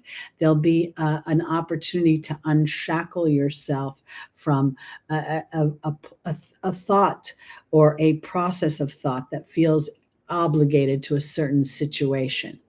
And you may, in some ways, as you win the battle, you may fear contempt from others when you put yourself forward. Let's see. And I want to offer this too for my Virgos, because Virgo rules our health, as does Pisces, various parts of our health. And health professionals may inadvertently be like, well, I'm the authority. You know, if this has to do with some health, and you may say, no, you know what, I'm not, I don't want to go that way. I want to give it a minute. I want to, you may feel a sense of contempt on how you're trying to address your physical apparatus by the man, as they say. Because again, Pisces, you know, is your opposite house. I don't know why I couldn't think of that a minute ago. And in that opposition, there could be somebody, Saturnian authority, telling you that you don't know enough to take care of your body, but remember that you walk in that body. So let's see where we're going with this, because whatever it is, there's something about Virgo standing in opposition to something, and them being, well, there's Daniel. We'll just let him come right out. Because again, there's these themes with certain signs, and Virgo, you know, the first thing that people say is dependable, practical, and analytical.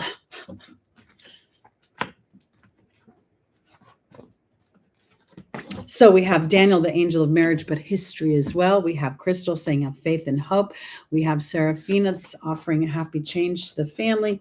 And then we have Teresa, who's saying to stop worrying about everyone else. So let's see where we're going. Daniel is being joined by the cow. Crystal's being joined by the high priestess. Seraphina is being joined by the frog. And Teresa's being joined by the focus card. I want to say this for my Virgos because, you know, the opposition that Saturn will make for the next 2 years till February 2026 is going to,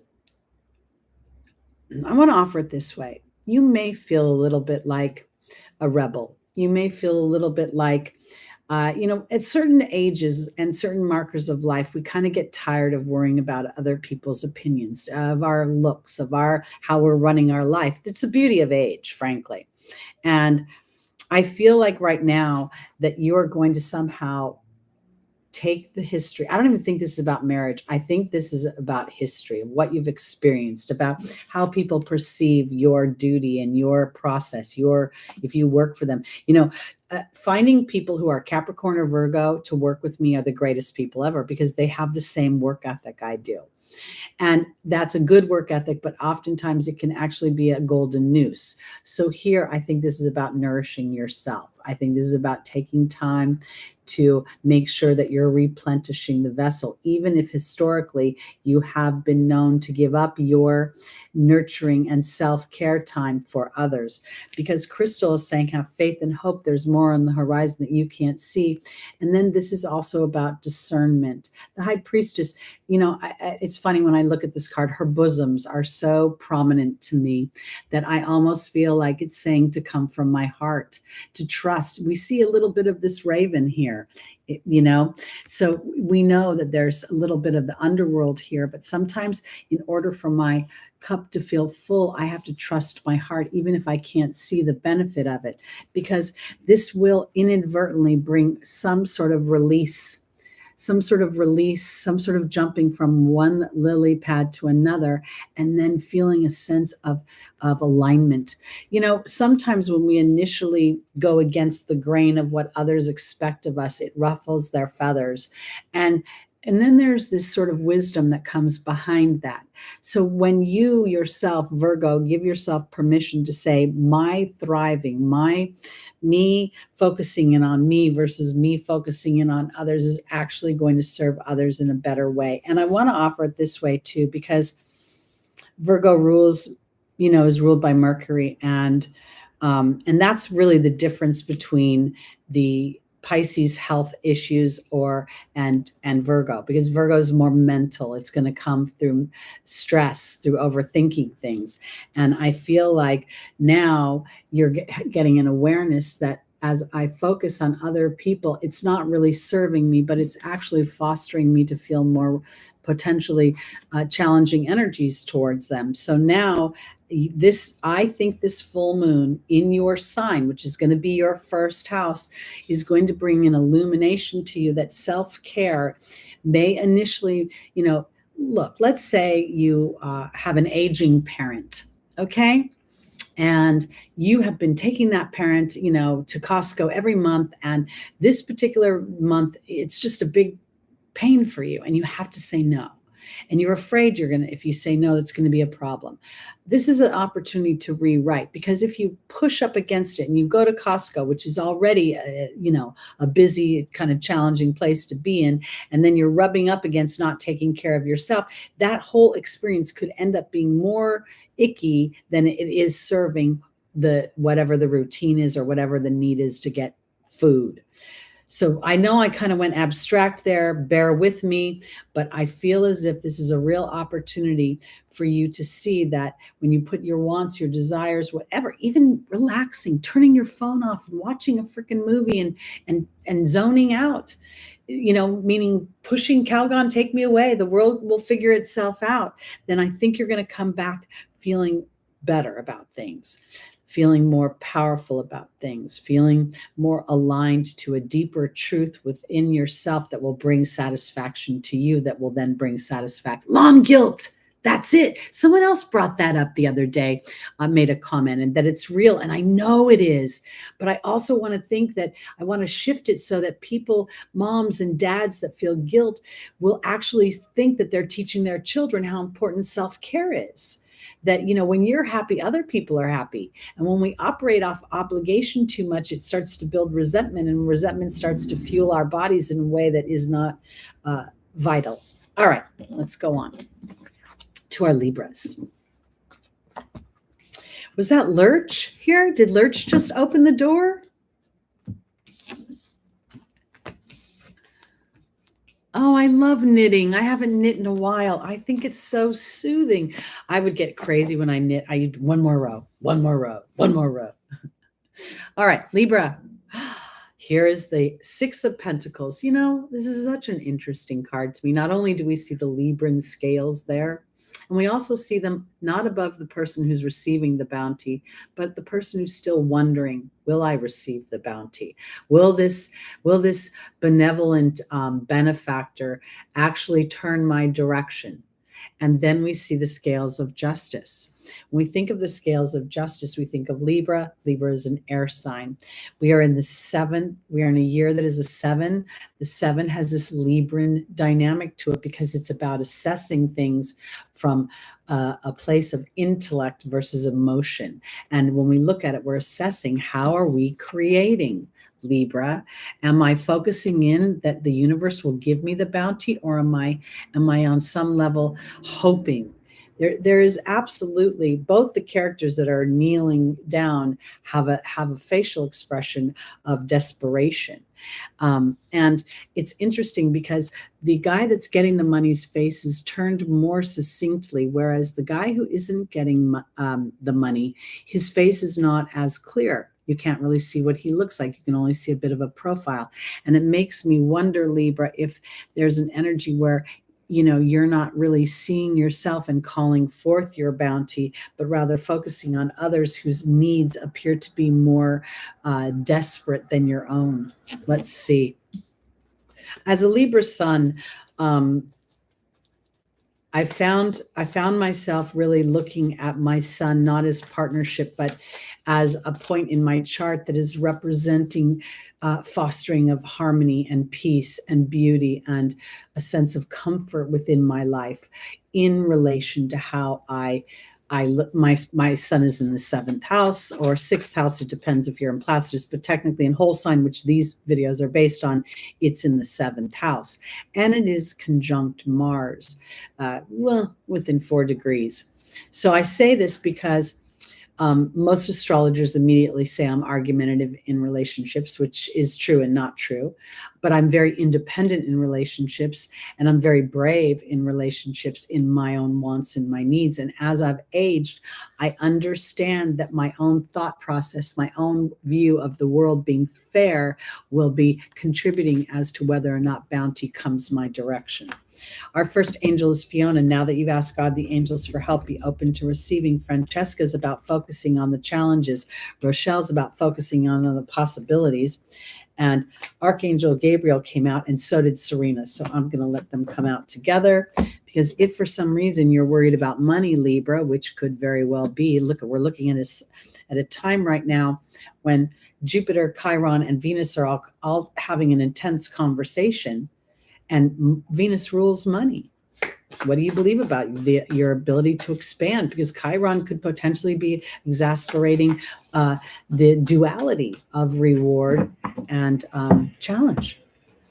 Fiona and the letting go card are coming together. The horse and Francesca, Rochelle and the cat. And we have Archangel Gabriel and Serena being joined by the perception card. Okay, so very much I think that this is not about physical action. It's about a perception.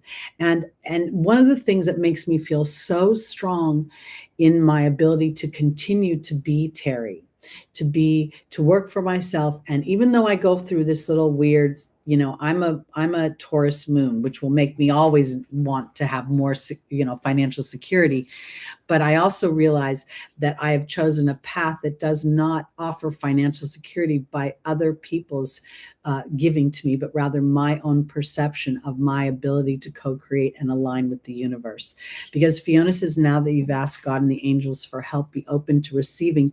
And the letting go card is not about letting anything go. It's about identifying how this is the song Let It Go from Frozen. It's funny how some distance makes everything look small, and the fears that once controlled me can't get to me at all. So now let's look at this, Libra. Pluto has been squaring you. And if you're a late degree Libra, anywhere from say 23 to 29 degrees, the last couple of years you've been going through this series of squares that have been, am I going to fall back on this old version of myself, or am I going to, pursue and continue to be tenacious in rooting this new version of myself? Because it is truly time to move into foreign territory, and it could be very well your perception. Am I a winner or am I a loser? Am I a have or a have not? Do I have what it takes to make what I want, to be my own person, to birth myself into the world? Because Rochelle is asking you to follow your heart and to give a new life to that. This is no longer about independence and healthy boundaries. This feels like the cat has 9 lives. And if oftentimes we get to certain age, we'll look at markers, like 30 somethings will be like, oh, I'm dying on the vine. And then you don't know that you were really young and vital, until you're older. There's every chapter of life has its light and dark shades. And so I feel like this is about Libra starting to give new life, being aware of your perceptions, being aware of your over cooperation. Sometimes it may make you feel like you're getting the short stick, because Archangel Gabriel is going to talk about what you're thinking and your insecurities. And Serena is asking you to feel a sense of calm, a sense of openness, that you will receive the bounty you need as you're aware of your own perceptions. One of the things that got me the beginning of the year was Mercury and Mars were both retrograde for like 2 or 3 weeks, between the two of them. And I had not experienced in my, at that time, almost 9 years of working together, working for myself, nobody booking. 2 people booked in 9 days and they both canceled. Okay. And I'm like having a moment, but it's because I was in this small place. And if I had been paying attention to what I was talking about and how the transits were affecting me, I would have been more calm about things. Now, I had a situation show up right before I got my dental surgery where certain monies were supposed to come in and they didn't. Now, this time I didn't panic. This time I was like, okay, I'm just going to breathe a little bit and I'm going to just confront the situation rather than being afraid of it. And when I talked to the people, they told me it would take anywhere from 3 weeks to a month for me to get the funds, which wasn't going to work for my dental surgery to happen. Well, I said to Spirit, you got to make this happen. This is when the appointment is. I'm not canceling that appointment. If I got to hand the guy 10 credit cards to pay for it, I will. And then the money came in and everything fell into line. So there was a part of me that let go of my fears, trusted Spirit had my back, paid attention to whether I was standing in a have-not energy or a have energy. I was willing to turn it over to Spirit a little bit, meaning, okay, I'm trusting you. Here's the co-creation. And worry was something that was going to be me blocking it. So I was serene that the money would show up, and it did. That's all I got to say there. Let's go on to our Scorpios, rising moon, sun, and stelliums. I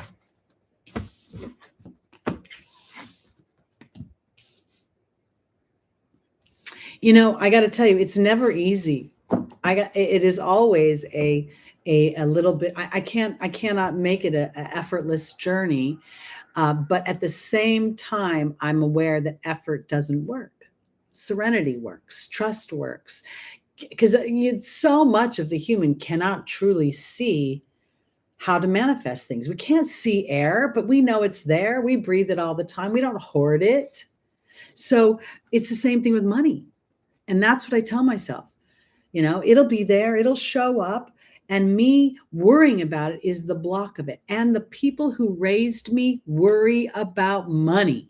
They have scarcity issues, all of them, everywhere I go, down each branch. So my soul came into this because somewhere I was willing to break that ancestral DNA and to thrive beyond that and to bear witness to it. Okay, Scorpio. Here we go. The Ace of Cups. This is beautiful. The infusion of emotional love, to feel a sense of peace, an offering from Spirit that your cup can overflow. Now, we know that Scorpio has experienced the South Node transiting your first house for quite some time. And in doing so, we won't bother with the opposition to the North Node. Let's just talk about the South Node for a minute, because there can be this initial feeling of loss, of erosion, of things slipping away. We know that's the tail of the dragon where the toxicity is released. We know that Scorpio rules the toxic waste in the human experience. We know that Pluto rules transformation and rules billionaires, not millionaires, billionaires. So the idea of what Scorpio has to offer, the richness, the savory energy that is within this sign is so powerful. And I feel like wherever the South Node has where it has had influence for you. Because I really felt like as the South Node went through over my Mercury, I was shaking a bit in my boots in the beginning, and I watched humans, kind of fade to black in my life. And did that affect my livelihood? It did. But then I was willing to dig into that scorpionic energy and to dig deeper into how I perceived those relationships and where I might have been holding myself small or over giving, or, I don't know that they thought I overgave, because the people receiving rarely think that they're over receiving. But here, as I became in alignment with a deeper intention, meaning I really want to create things where I feel a sense of trust in my co-creation versus a sense of vulnerability to the depending of it. When you build a business and you get a big client, they call it a big fish, right? And in my estimation, a big fish is dangerous, because the big fish has a lot of power if the fish swims away. So I'd rather have a whole bunch of little fish swimming around in the pond, because then it feels a little more fluid to me. So this is where I'm going with this. Scorpio, if you've experienced some sort of erosion or some sort of loss, now it's time to refill the cup, only more authentically, more true, and more aligned to the depths and the savoriness of who and what you are, and to that deep psychological imprint. This is the thing about Scorpio. All the other dynamics, the money, the sex, the occult, all of that is secondary to what Scorpio knows at that deep psychological level, because that's the imprint that they can identify that other humans try to dumb down. So now, as you are aware of that, and then you're aware that humans up there, the other humans aren't going to like that because they want to pretend they're victims to things, So now this is where you get to start to fill your cup coming back up, because now you're filling that cup and spirit's filling that cup. So let's go. Let's go. I can't shorten these darn broadcasts on Sundays. I keep trying to keep them to an hour and a half. And, I just don't think I'm apparently capable. I have a lot to say. Scorpio, our first angel is Fiona. Now that you've asked God and the angels for help, be open to receiving. Adriana is leading you somewhere. Opal is telling you that God is watching over you. And Merlina is here.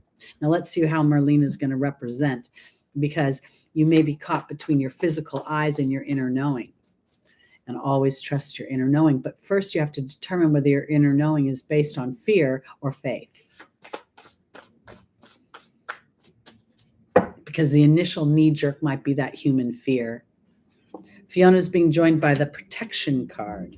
Adriana's being joined by the rebirth card.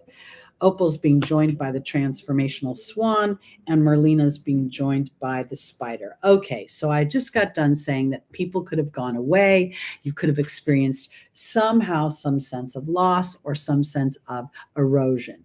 Now, at the same time, I feel like there's going to be this infusion of new energy. So we know that the South Node is going to move out of the Scorpio energy and into the Libra Aries axis middle of the year. I think it's July. So as we go into these last few degrees, I want to offer it this way, because now that you've asked God and the angels for help, I believe that the protection comes from an epiphany. I don't believe this is actually protection in the physical, but rather this sort of awareness of your deep psychological abilities, your intuitive abilities, and that maybe every human that you meet is not able to digest the depths of what you know. One of the things they say about Scorpio rising is, as a child, you'll tend to say things that your parents will tell you, don't say that. Don't say that. You'll walk by and go, oh, that lady's fat, or, oh, that lady has a booger in her nose, or why does Uncle Bob have a wife and a girlfriend? These kind of things will come out of the innocent childlike Scorpio energy, and then it'll be dumbed down. It'll be thwarted. So here now, I think that you're going to start to have an awareness of human beings, of how they roll. And in doing so, it's going to give you new life in how to operate with that. Because Fiona says she's leading you to the answer to your prayers. and to trust that. And there's a rebirth coming. And part of that rebirth comes from your own intuitive knowing, going from the ugly duckling to the swan, and knowing that you're in alignment with spirit, that you're being watched over. And so as you know, Scorpio rules some of the more darker dynamics of the human experience, but yet those dark dynamics, they come from a lot of imbalanced structures, which Scorpio can identify. So to me, I think that Merlina now is not going to talk about confusion, because I really don't think that a wizard is confused. I think this is the magic of duality. And I believe that you're coming into relationship with the magic of duality. The understanding that sometimes as our cup is depleted, what was left in that cup was not quite as vital or as life affirming as we might have thought it had been. And now we have an opportunity to refill that cup. And if for some reason you're not feeling a sense of peace or you're not feeling loved, this is an opportunity to move away from that energy and to allow for yourself to feel that there is purpose behind that there is an opportunity to move into a more aligned vibration than you have experienced up until now. So there. All right, I'm going to try to move a little faster. I'm pretty sure my battery is dying too. Girl talks so much. Let's get this story moving forward. Sagittarius, Capricorn, and Aquarius, and we will be done. Sending love to you, Lammy girl. Okay. Sagittarius, this is the Ace of Wands, and this is an offering of inspiration.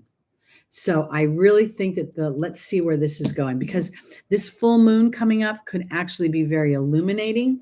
And while we think of the full moons as the culmination of a cycle, I'm thinking of it as sort of a spotlight on information that is giving me an opportunity to assess something. Here we go, Virgo, right?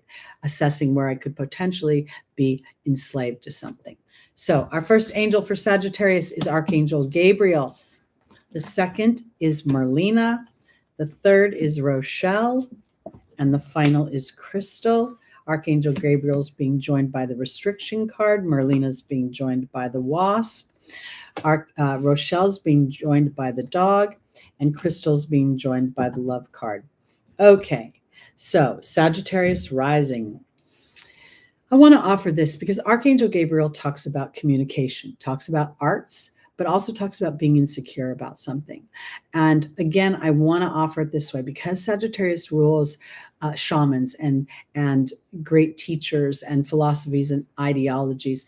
There could be this weird mind meld where you don't feel capable or smart enough or being educated. Maybe you know things intuitively, but you don't have the certificate from other humans that say, I can put this on the wall.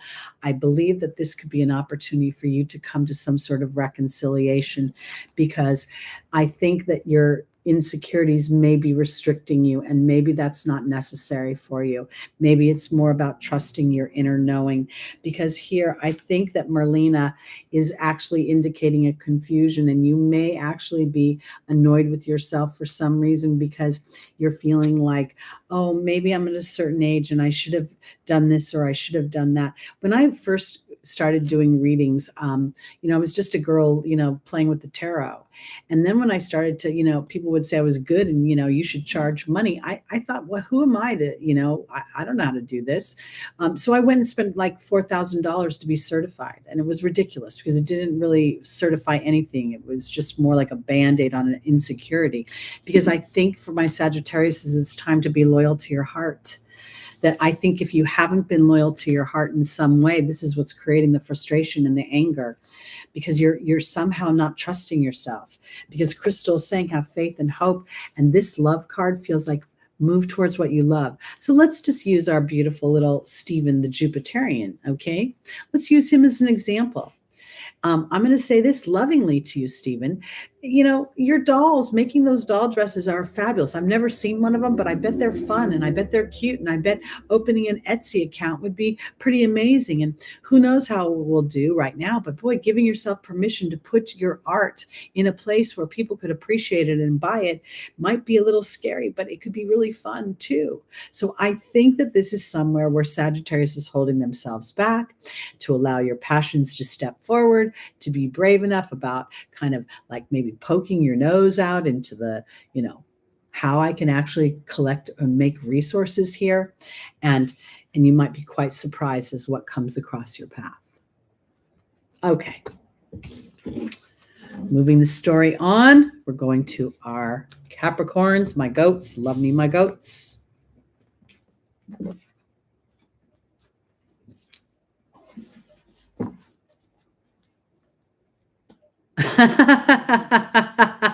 Dan, you're so funny. Uncle Bob's girlfriend has 2 boogers. That cracks me up. I gotta say, I was one of those, I have Mercury in Scorpio, so I was one of those children that said things they weren't supposed to say. Plus I have Uranus squaring Jupiter, so I can say some pretty things that shock people in the way of how I, things that feel very foreign. Well, then 1 is just the beginning.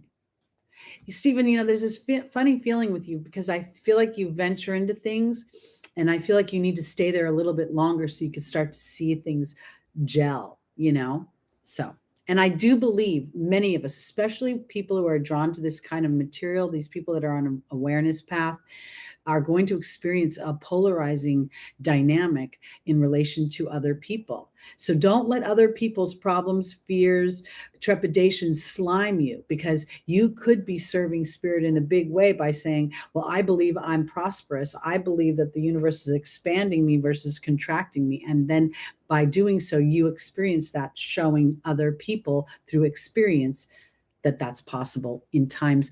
I watch a lot of history. And I watch Oak Island, and Samuel Ball was a African-American. I don't know if they referred to him that way back in 17, whatever it was, but he was a mere cabbage farmer. And then he became one of the most wealthy men in Nova Scotia. So there are people who will stand out and be able to materialize things in a world that says they shouldn't, because they are aligned. And I think that this tribe has the ability to do that. So let's stay the course, peeps. All right, Capricorn. We got the Lovers card here. Now, this is a very interesting card because I'm not necessarily thinking it's about relationships. It's about choice and vulnerability of choice, as we see evidenced by these 2 naked characters. Also, Archangel Gabriel is governing over this situation, and which also indicates choice to me. Choice in thought, choice in dynamic. And I want to say it this way for my Capricorns, because going through Pluto going through your first house for such a long time and having it be conjunct whatever planets are there, not to mention your ascendant, has been transforming how you think. And when I think about Saturn and I think about him ruling the golden age, I believe that this is one of the transformational dynamics of your ruling planet. Saturn is telling me, Teri, lately that the hard work, the tenacity, the endurance of emotional pain is really reflective of how the human interprets the journey of belief in oneself. Because as you believe in yourself, as others other humans will perceive your path of manifestation from their perception, which could inadvertently stoke a fear within you. But as you trust this, that my thoughts are things and my belief in myself is the platform for which I take my actions, then you will build in magical ways and know bounty that you hadn't known before. And this is why Saturn is saying, rather than saying, work hard for someone else's agenda, which most people will interpret it that way, it's like, no, you're working hard for your agenda and you're just this little seedling starting out, and you've got to give it time to anchor in, to root. And are you willing to do that? Are you willing to stand in that belief in yourself and the possibilities when there's no evidence of it, when the seed is in the ground and all you see is dirt? That's the choice you'll be making. And choice is a trajectory. It starts as like, and I could use the example of a lover. You know, the type of partner you pick will be a trajectory of life. If you pick a partner who is very routine based, then you're going to be married to their routines. If you pick a partner who is unpredictable, you're going to be married to the unpredictability of it. So here, Capricorn, you're at a fork in the road where you get to make some serious choices. And I think these might be choices of thought, because this is a Gemini energy for me when I look at that. All right, our first angel is Archangel Uriel. The second is Astera. The third is Teresa. And the final is Chantal. Okay, now your ruling planet is going into emotional Pisces. This could initially frustrate you because you could have a weird feeling between a rationalized, practical way of being and then suddenly feeling very emotional and not understanding why. Ooh.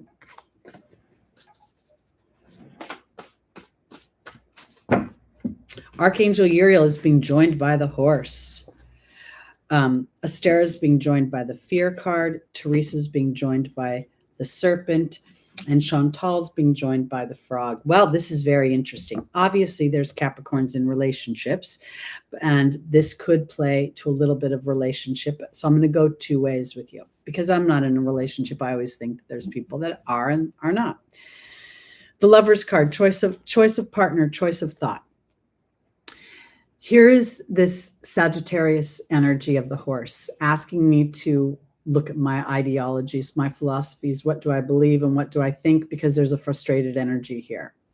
And Pluto in the final degrees, 29th degree, could be bringing up a lot. That's the Leo degree. It's the romance degree. It's the fun degree, meaning entertainment and joy. So here, there could be a frustration because you've been trying to move into a new direction, and yet you're feeling a pull of your history pulling you back.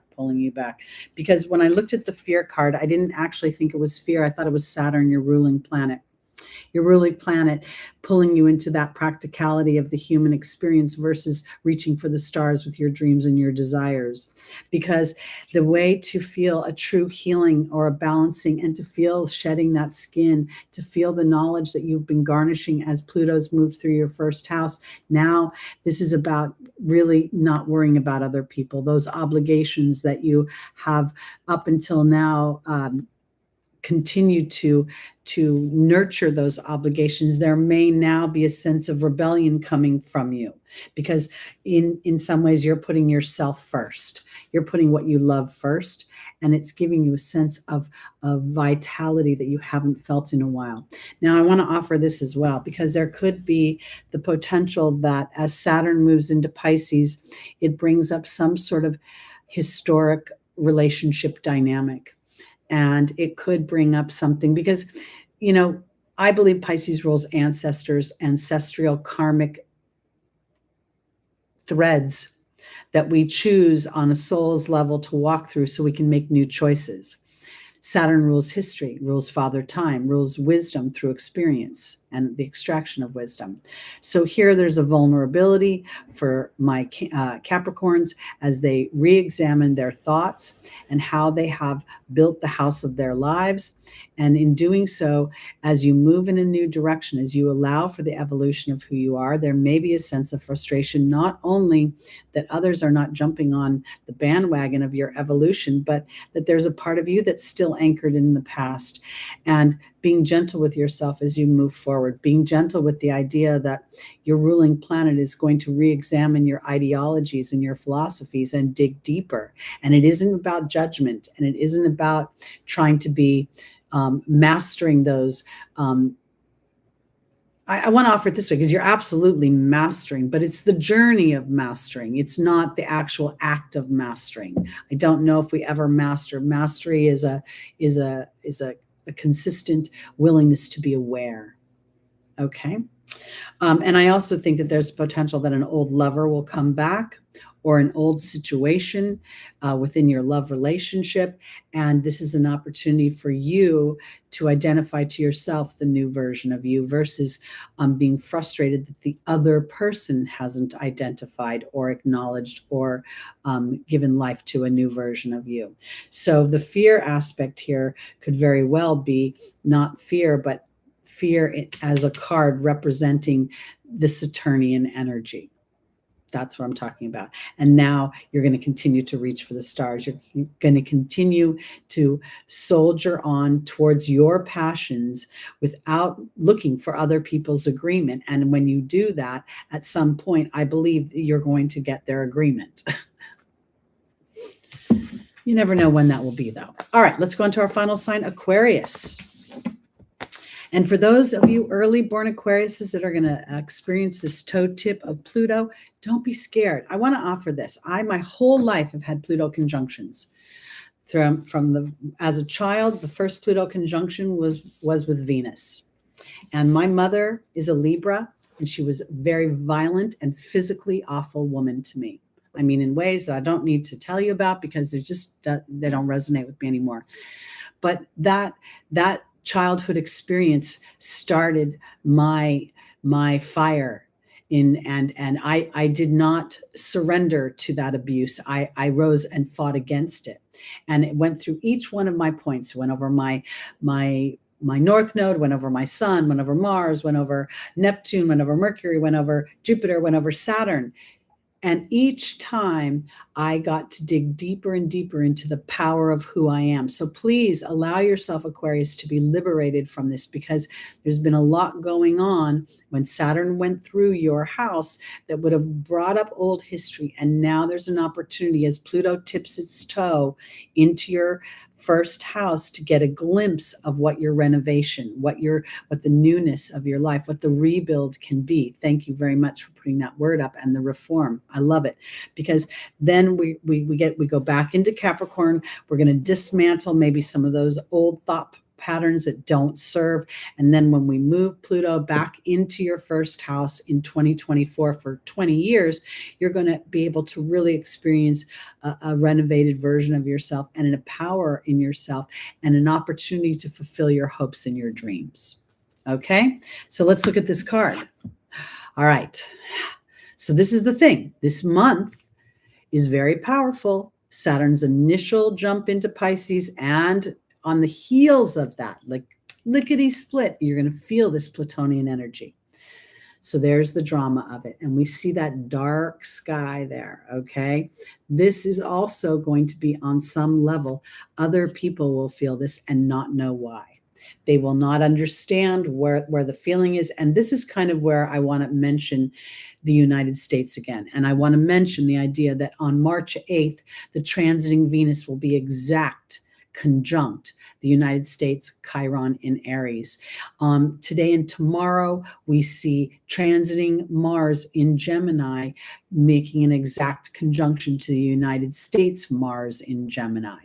And then we see transiting Saturn making a conjunction to the natal United States natal moon, 27 degrees Aquarius. So all these things are coming up that could indicate drama around you, not your own personal drama. Let's see, because how you respond to that and allowing yourself to be revolutionary, allowing yourself to liberate yourself from some of the drama might be where we're headed versus succumbing to it.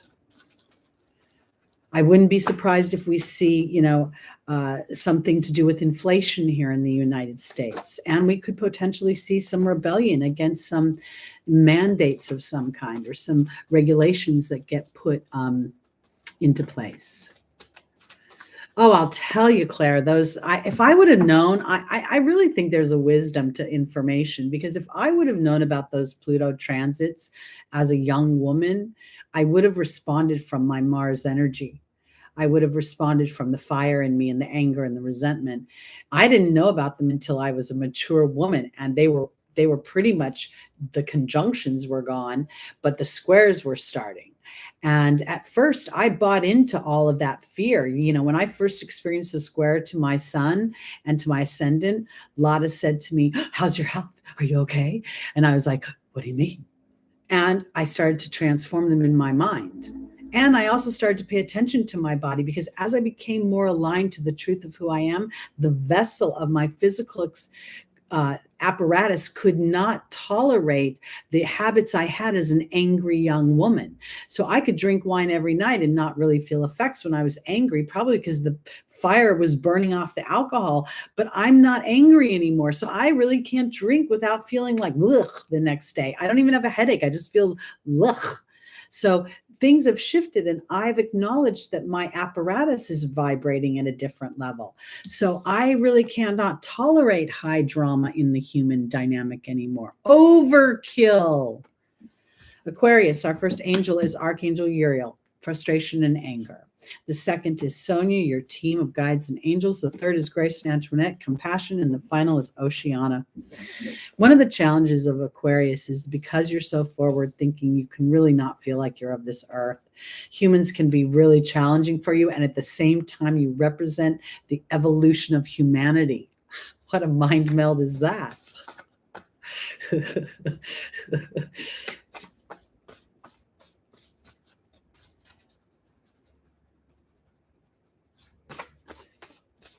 Well, I want to say this, the thing about Pluto is that I really do believe that Pluto is about coming from your heart. And oftentimes we're not taught to come from our heart. We're taught to come from human structures, view of practicality and reality. Aquarius, Archangel Uriel is being joined by the Lady of the Lake. Sonia is being joined by the Bee card. Grace and Antoinette is being joined by the Hawk. And Oceana is being joined by the Joy card. All right, I want to offer this because as we are going to experience, you're going to experience Saturn moving into Pisces. Pisces is your second house. This is the house of self-worth, the house of financial expansion or contraction. We see I really want to go back to the family imprint, how I view myself. As an Aquarius, it may be challenging sometimes if you come from humans that are very, I come from humans that are rule followers. If I go to church every Sunday, I'm a good person. If I flip you off on the freeway on Monday, I'm still a good person. So there could be some weird mind meld of contrary energies going on within you that are making you feel that sense of, you rule the nervous system. You could be feeling tense and upset. And I think part of it is about pulling back and trusting a bigger knowing that you will not feel like everybody else, because you are not like everybody else. You are inventive and you are forward thinking and you're broad and you're expansive like Jupiter, because this is about anger and frustration. And then this is about holding your truth. This is about being able to understand the storm that happens in your head, the emotional churning when these two things don't agree, and holding your truth calmly in between. Because, sometimes humans make funny decisions that don't make sense, because here Spirit is very much asking you to only focus on your way of being, to not look outside of yourself, to not look at any of the dramas that may be swirling around you, but rather to be aware of your own being energy. The thing about the dentist this week too is they took my blood pressure. Okay. And I'm telling you, I'm at an age where I think that if I let a doctor look at anything inside my body, they're going to find problems, and then they're going to start pulling on that problem. And my new job is going to be, paying for their kids' college education while they try to put my body into some sort of unrealistic balance, because the body is its own ecosystem that ebbs and flows. So where I'm going with this is, as you trust your inner knowing and you connect with Spirit and your being energy, because when they took my blood pressure, it was super high. But I also knew I just walked 1.5 miles there, up and down hills. I was already nervous as all get up. So I knew my blood pressure was going to be high. And when they took it, I said, give me 10 minutes. And I had them put on this little, Zen kind of music, and I focused on my breathing. And did it come down all the way to what is considered normal? No. But again, I know myself. I already know I'm still nervous. And I was able to drop it like 10 points, because there's something about having compassion as you pull yourself up above the fray and you look at things from a bigger perception. And I think part of that is I don't need to go into the drama no matter where it's coming from, because Oceana is asking you to follow your inner knowing and to seek joy at all levels. And I mean that in a way where sometimes when we turn towards the drama, it doesn't actually serve the reconciliation of the drama, and people are dramatic. And I think this month is going to make people dramatic. Especially if you don't understand what's happening out there in the stars are no different than the tides. If we were able to swim in the stars the way we can swim in the ocean, we would understand why they affect us so much. So here, I think for Aquarius, this is an important time to embrace this zero energy of a new birth, to embrace an opportunity to have new thoughts. And maybe even during this full moon, which is happening in 2 days, at the same time, Saturn moving into Pisces, your second house, gives you a real opportunity to reestablish yourself to yourself in the way of how you value yourself. And one of the ways that for me personally is that I had to sort of come to the reconciliation that if I was going to be happy in my own life, I had to be willing to be a villain in someone else's life. So with my family, I'm pretty sure that the story is that I've abandoned them. I'm pretty sure the story is that I'm hostile and that I'm angry and that they have been nothing but loving and giving to me when I have not had that experience at all. And what I've had is a constant sense of feeling judged and criticized. Nobody in my family at this point who is alive enjoys astrology. Nobody in my family thinks the way I do. And they look at me like I'm a bug in some sort of experiment. And so I have had to choose to take the role of villain and abandoner and take that title with me as I pursue my happiness. So I kind of feel like this is where there could potentially be drama for Aquarius, because as you individualize yourself, you may feel like a villain in someone else's story. But you know what? That's you can't live for someone else's story and truly thrive. You cannot give up your sense of self for someone else's agenda, because most of the time that other agenda is holding everybody small. And everybody's contracting versus expanding. So follow your heart, follow your joy. And sometimes things work themselves out without you having to do anything about it. So what sounds a little scary? Oh, you had the blood pressure that high? Oh my goodness. Dan, I got to tell you, I know that high blood pressure is something that isn't good for us, but I don't know if we're always sitting at this. I think inadvertently, the medical community makes it sound like we sit like, oh, you have high blood pressure and it's high like this. I think it's really a roller coaster ride.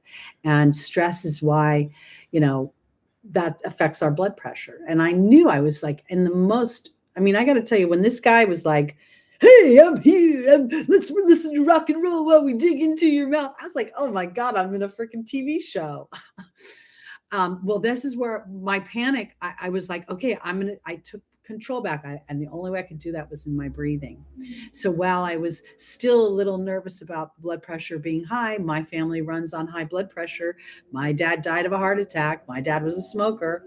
And I smoked till I was 50. I still said that in my co-creation with the universe, is this my time to worry? Like, is this going to take me out? Because I actually believe that my life has more value than that. And I don't believe I'm ready to go. So again, here I am taking my power back and knowing that, okay, maybe this reading comes up and maybe there's all these things. And a lot of this information is very valuable. But it's valuable as long as it serves my highest vibrations. But if I'm operating on fear, oh no, there's that blood pressure. I need to go to some other human to fix that. I'm a little sketchy about that. I'd rather trust my emotional body, go right to spirit and say, Spirit, my blood pressure is a little high. Help me experience more joy. Because when we're in joy, our blood pressure is not high. Unless we're laughing, because our bodies are laughing so hard. All right. That's it for this week. I'm sorry it was such a long show, guys. I don't know what's happening to me. Apparently, I have diarrhea of the mouth. I don't know if that's ever going to end. So please check out the videos on Saturn and Pluto. There's a ton of information in them. I did dates for you all. I went into the houses. Somebody even said they felt like they got a personal reading. The March monthlies are out as well. So check those out. And I will be, bringing more content. So be mindful of that. Keep looking, and I'll see you next Sunday, guys. I love you all tremendously. Truly mean that. I really do. I feel like we are here, and together we have a soul's purpose, and we're going to help make this planet much more fun to hang out on. So let's rock on the roll on this earth plane. Peace out, everybody. See ya when Saturn's in Pisces.